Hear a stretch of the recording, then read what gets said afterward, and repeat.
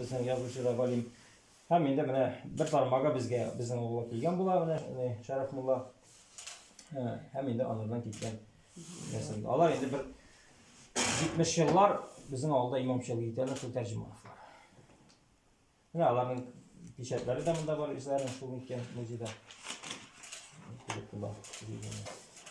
Hem bile bu biz qay bir nasllar bitkin qaralgan, qay birlari var aytik bir anlı keng qaralmagan bunda. Mana masalan aytik bu nasl ular 10-asr axirida kelarlar bizning ovulga neyden Kibe Xo'jaoğlu var, mana hozir Tilashiga kira bo'ldi. Kibe Xo'jaoğlu. Mana andan tekochi bo'lib urunashib, ularning anilari bor, oniki ular. Ana shu anilar ovulga keladi deydi. Bunda mana shu hozir bizning Xayrulloh Hasanovlar shu deydi. Men bularga mana ko'pdan to'ygan tam bir bobolarimni ashib oldim.